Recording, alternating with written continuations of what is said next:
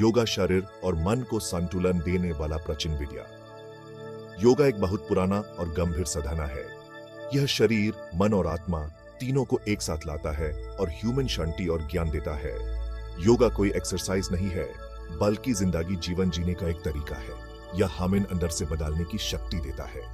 योगा के थ्रू हम अपने आप को और आईएसएस ब्रह्मांड को और अच्छे से समझ सकते हैं। योगा का मतलब है जोड़ना या एक करना। यह हमें हमारी असली प्रकृति से कनेक्ट करता है। योगा हमें एक ऐसा जीवन देता है जहां हम सहज, खुश और शांति से रहे। यह कोई धर्म नहीं है, बल्कि हर धर्म के ऊपर एक अनुभव है। योगा का अनुभव सबके लिए है, बस खुद को खोलने की जरूरत है। योगा सूत्रास एक अनमोल खजाना। महर्षि पतंजलि ने योगा सूत्रास में योगा का पूरा ज्ञान लिखा है। यह ग्रंथ योगा का बेस है। योगा सूत्रास में अष्टांग योगा के बारे में बताया गया है, जो हमें मोक्ष की ओर ले जाता है। योगा सूत्रास में कहा गया है, योगा चिटा वृत्ति निरोधा। इसका मतलब है चिटा की वृत्तियों को शांत करना ही योगा है। जब चिटा शांत हो जाता है तो हम अपनी असली प्रकृति में स्थित हो जाते हैं। योगा सूत्रास हमें जिंदगी जीवन जीने का सही तरीका बताते हैं। यह हमें बताते हैं कि दुख से कैसे छुटकारा पाया जा सकता है। यह हमें सत्य, ज्ञान और आनंद की ओर ले जाते हैं।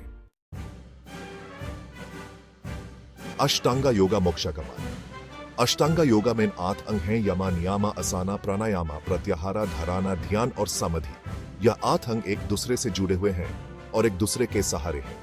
यमा में 5 नियम हैं: अहिंसा, सत्य, अस्तेय, ब्रह्मचर्य और अपरिग्रह। नियमा में भी 5 नियम हैं: शौचा, संतोष, तपस, स्वाध्याय और ईश्वर प्रणिधान। आसना शरीर को स्टेबल और सुखी बनाने का साधन है। प्राणायामा प्राणशक्ति को कंट्रोल करने की विद्या है। प्रत्याहार इंद्रियों को बाहरी चीजों से हटाकर अंदर की तरफ ले जाने की क्रिया है।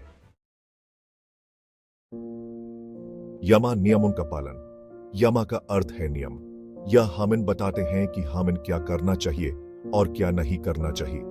यमा का पालन करने से हमारा मन शुद्ध होता है और हम अंदर से स्ट्रांग बनते हैं।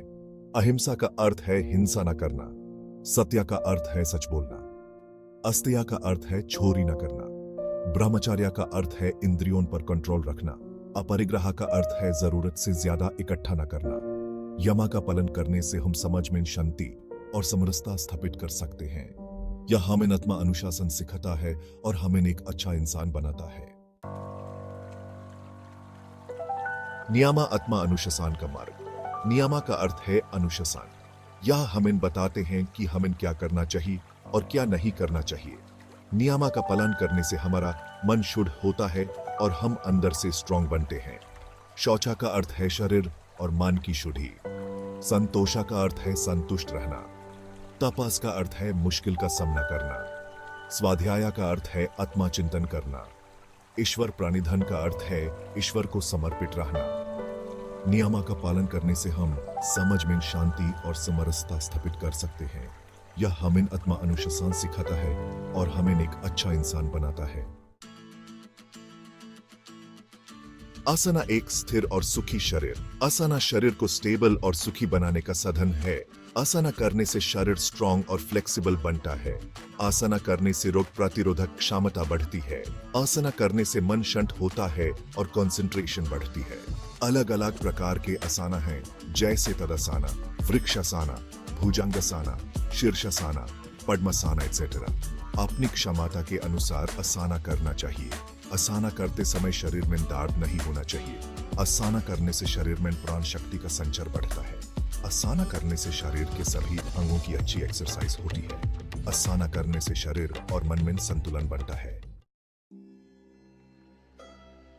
योगा आत्मा की और एक यात्रा। योगा एक आत्मा की और यात्रा है। यह हमें बाहर से अंदर की ओर ले जाता है। योगा हमें सत्य, ज्ञान और आनंद की ओर ले जाता है। योगा हमें मोक्ष की ओर ले जाता है। योगा कोई धर्म नहीं है, बल्कि हर धर्म के ऊपर एक अनुभव है। योगा का अनुभव सबके लिए है, बस खुद को खोलने की जरूरत है। योगा हमें जिंदगी जीवन जीने का सही तरीका बताते हैं। योगा हमें सिखाता है कि हम शरीर नहीं हैं, बल्कि शरीर से कहीं आगे हैं। हम मन नहीं हैं, बल्कि मन के भी परे हैं। हम आत्मा हैं, शुद्ध चैतन्य हैं। योगा के थ्रू हम इस सत्य का अनुभव कर सकते हैं। योगा हमें सहज, आनंदमय और शांतिपूर्ण जीवन की ओर ले जाता है।